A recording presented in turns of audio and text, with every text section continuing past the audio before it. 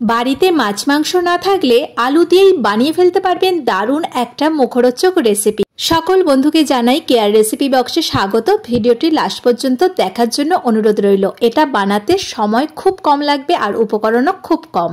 প্রথমেই এখানে আমি 4টে মিডিয়াম সাইজের আলুকে সেদ্ধ করে নিয়েছি। তারপর তাতে দিয়ে দিচ্ছি রসুন কুচি। এখানে 6 কোয়ার মতো রসুনকে ছোট ছোট করে কুচিয়ে নিয়েছি। আর একটা ভাজা মশলা, ধনে, জিরে, মৌরি, এলাচ, লবঙ্গ, দালচিনি ভেজে গুঁড়ো করে রাখা মশলা। এই মশলাটা আমি বাড়িতে সবসময় গুঁড়ো করে রেখে দিই। যখনই কিছু মুখরোচক খেতে ইচ্ছা করে তখন এই মশলাটা দিয়ে বানিয়ে ফেলি।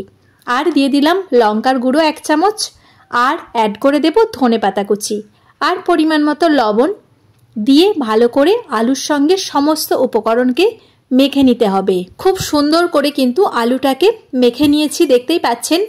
এই রকম ভাবে ভালো মতো ভাবে মেখে নিতে হবে। তারপর এটা থেকে আমি গোল গোল বলের মতো শেপের তৈরি করে নেব। এখানে আপনারা চাইলে লম্বা, গোল, চৌকো যে যার পছন্দ মতো তৈরি করে নিতে পারেন। আমি আলু মাখা দিয়ে সবগুলো এইভাবে তৈরি করে নিয়েছি। এরপর একটা পাত্রের মধ্যে নিয়ে নিচ্ছি একটা ডিম ফাটিয়ে। এটা আমি কোটিংয়ের জন্য ব্যবহার করব।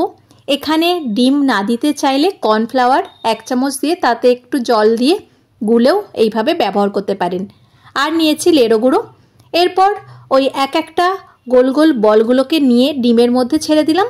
তারপরে আমি ওটাকে লেড়ো গুঁড়ো দিয়ে ভালো করে কোট করে নিচ্ছি।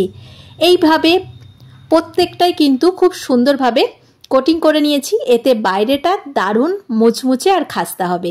এইভাবে প্রত্যেকটাই কিন্তু তৈরি করে নিয়েছি। এরপরে এটাকে ভেজে নেব। তেল হালকা গরম হলে তখনই আমি দিয়ে দেব। খুব গরম হলে দিলে ওপরটা পুড়ে যায়, তাই অল্প তেল গরম হওয়া অবস্থাতেই কিন্তু এটা দিতে হবে। তারপর উল্টে পাল্টে লালচে করে খুব সুন্দরভাবে এগুলোকে ভেজে নেব। এই একইভাবে প্রত্যেকটাই আমি ভেজে নিলাম। একদমই আমাদের রেডি আলুর মুখরোচক রেসিপি। এরপর আমি এটাকে সার্ভ করব সস দিয়ে। এখানে একটু টমেটো সস আর একটু চিলি সস দিয়ে দিলাম আর একটু শসা কুচি।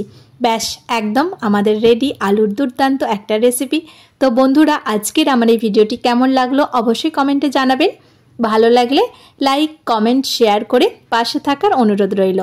আর এইভাবে যখনই কিছু মুখরোচক খেতে ইচ্ছা করবে তো বাড়িতে তো আলু প্রত্যেকেরই থাকে, তো এইভাবে আলু দিয়ে বানিয়ে নিতে পারেন। ভিডিওটি দেখার জন্য সকল বন্ধুকে জানাই অসংখ্য ধন্যবাদ।